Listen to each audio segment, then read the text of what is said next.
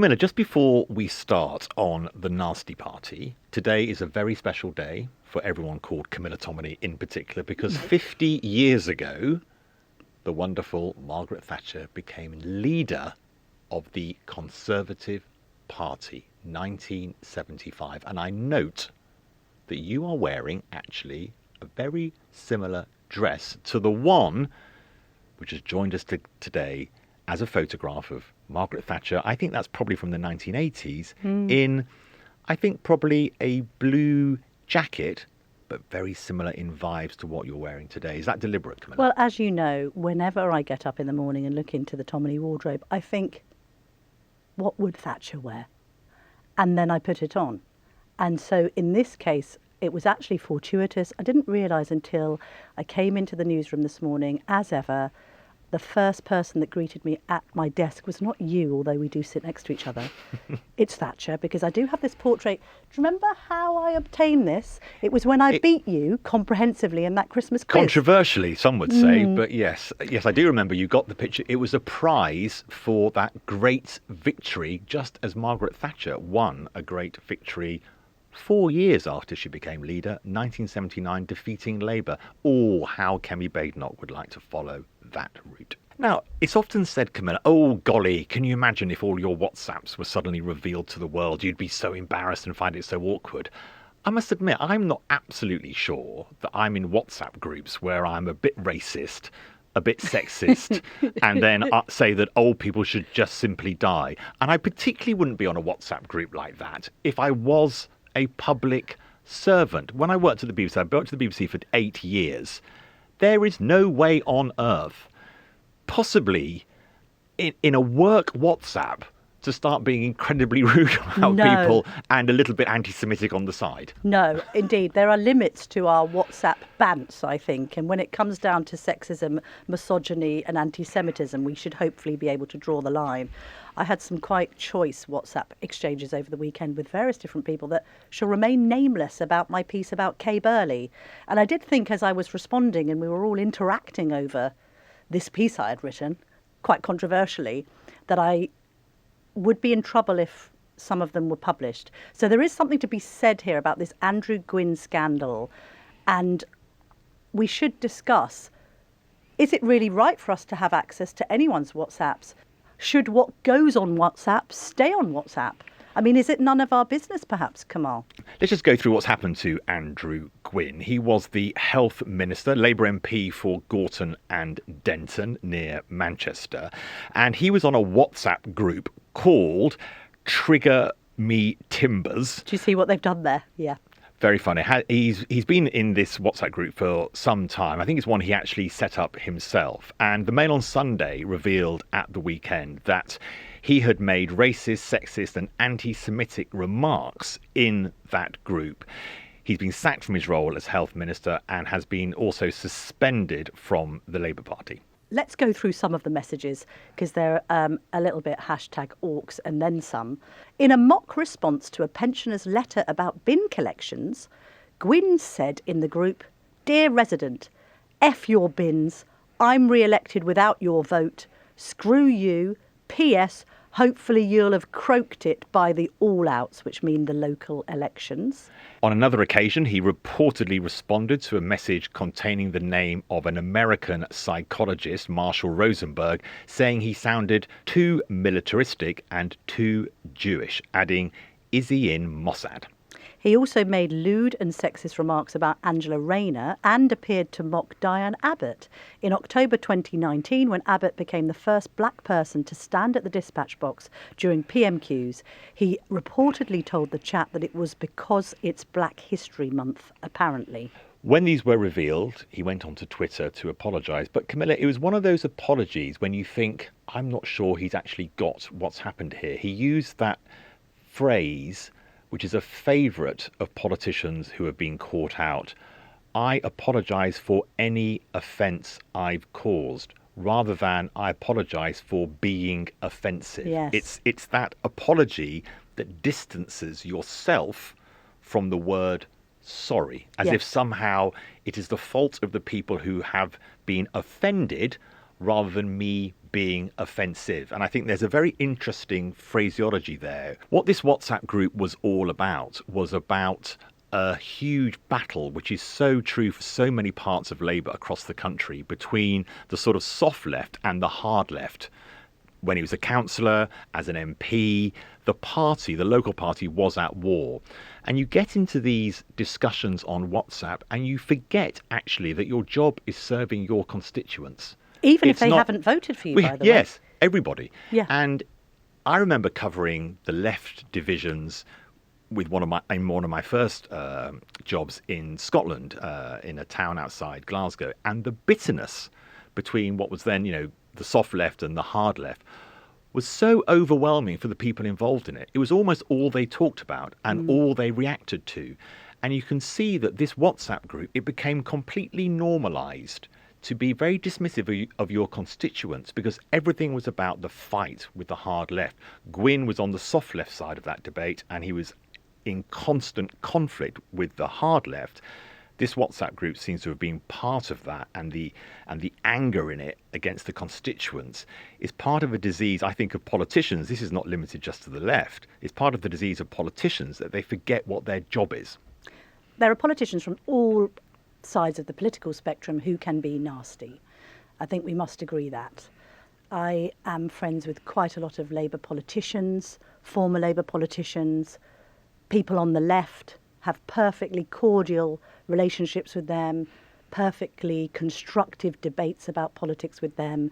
It never becomes personal, it never becomes nasty. People respect each other's positions, and that's brilliant. However, I would say, when Theresa May made those fateful remarks about the Conservatives turning into the nasty party and trying to sort of restore a bit of moral order to conservatism at the time, I did reflect on it thinking, well, that was a catastrophic own goal, because don't forget that subsequent to that, we did see the rise of Corbynism, which became very nasty, which created an extremely nasty and divisive dialogue against people on the right who simply didn't agree with Corbynomics, Corbynistas, and that kind of hard left stance. We had an environment when John McDonnell was particularly sort of hateful towards Esther McVeigh at an evening event. I went to the Labour Party conference that year that Corbyn first took power. I was hounded out of a event there because I was from the Telegraph. It was all really hostile. This was the period, don't forget, that senior journalists like Laura Koonsberg and others had to have escorts to go in and out of the conference centre. Meanwhile, we've got Luciana Berger, the former Labour MP, also needing to have bodyguards because she was Jewish and on the receiving end of a huge amount of anti-Semitic hate. So, nastiness is certainly not just reserved to the Conservatives. And the woman who we were talking about earlier, who is overseeing this daily team, Margaret Thatcher, obviously has been on the receiving end of a lot of criticism about her nastiness towards minors and what have you. I would merely want to make the point that, nastiness is certainly not and has never been simply a problem for the right. And I know as a righty how much nastiness I encounter on social media. And it's this, it's not just if you don't agree with me, then you're wrong. It's if you don't agree with me, then you are stupid, a racist and a bigot. And it's designed to close down constructive cross-ideological conversations. And that's really dangerous for democracy, because the left and right must be able to riff things out. And I worry about it particularly when it infects the schools and the universities, because it shuts down. If you're a Gen Z right now and you're on the right, you probably just want to shut up. If you're a Gen Z right now and you're pro-Israel, are you sure about that? And that there's a degree of nastiness in that as well, because it is nasty to not allow people to have their say simply because you disagree with them. The issue will be now what happens to Andrew Gwynne. Obviously, he's been suspended by the Labour Party, but he remains an MP. I thought Kemi Badenoch was interesting on this yesterday. When you asked her about it, she said that she didn't want to be involved in a pylon.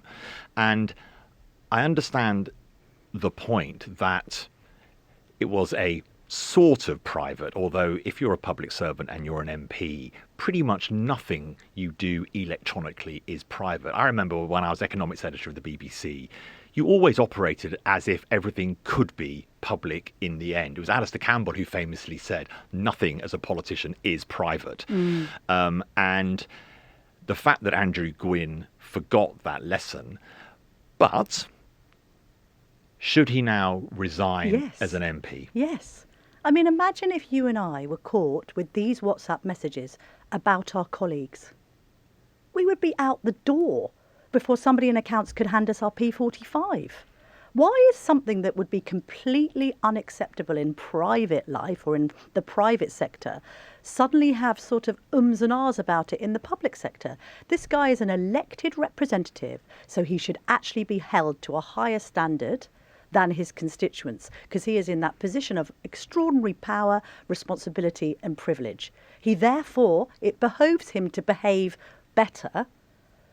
I appreciate the private nature of the exchanges, but they have unfortunately been made public now. And since the lockdown files, I do think that if politicians are going to be using WhatsApp as a kind of channel of communication about politics, then just as a select committee report or the minutes of a meeting should be published, if you're discussing politics, this wasn't a sort of football group. This was about Labour politics in that area, and this is what is being said about actual constituents who pay taxes, which subsidise the politicians that they elect to represent them, then I think there is a public interest argument in seeing what people are saying. It's not just interesting to the public. But if I was Gwynne, I'd, have some self-respect and have some respect for the people that you've insulted and just say, do you know what? This isn't for me. I don't think I should represent the good people of Gorton and Denton anymore, because I've suggested that one of them, maybe jokingly, but actually, I've said I hope one of them croaks it. The reaction that has come, we've had a reporter on the ground there, the reaction from the local voters has been incredibly negative, particularly, as you say, if you're an older voter there, even if you didn't vote for Andrew Gwynne, the fact that your local MP is talking to you in that way is obviously very distressing. Constituents, of course, can sign a petition and ask for a new election for their local MP to stand down or be deselected, which could happen now, I suppose, in Gorton and Denton. I thought it was interesting that Kemi Badenoch makes this argument about free speech and about not piling in and condemning people for their mistakes or what was said supposedly in private. And she was trying to tread that line, which is, if you were maybe someone who said Frank Hester, who made the very unpleasant comments, the Conservative Party donor who made the very unpleasant comments about Diane Abbott, if the Conservative Party is going to sit there and say, we're going to keep with Frank Hester's money, we're going to take more of Frank Hester's money, can we really sit here and then condemn and demand the resignation of an opposition MP?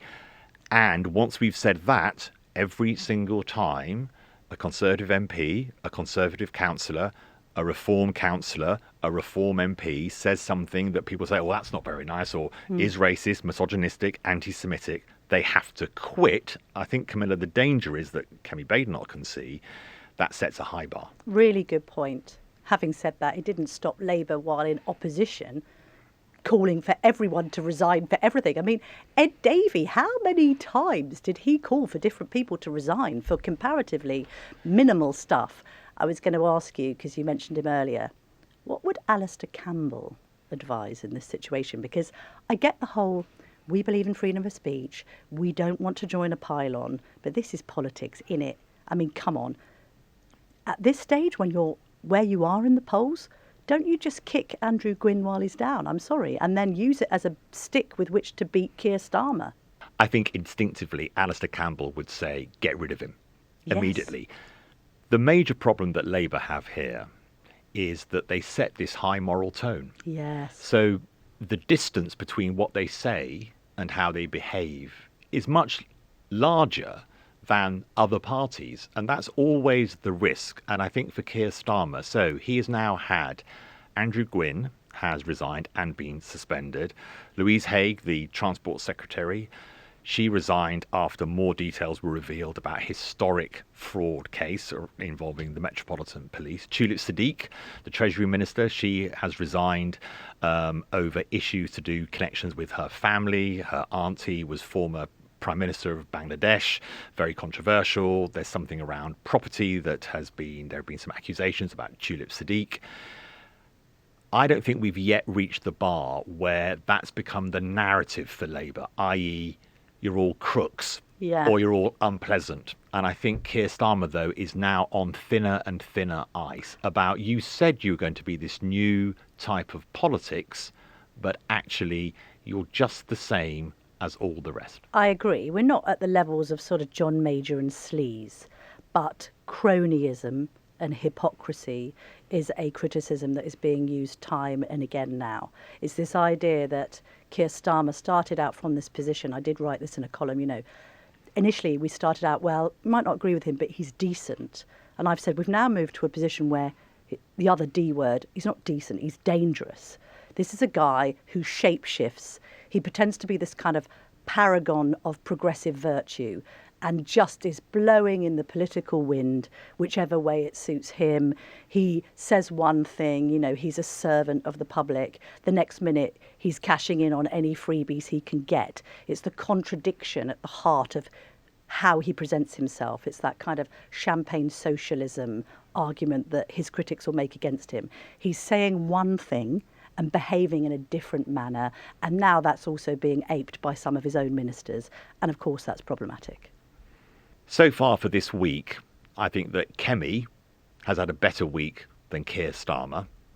And it is so fascinating, isn't it, Camilla, how so much of Britain's politics are still framed by Margaret Thatcher, yes, who became leader of the Conservative Party 50 years ago today.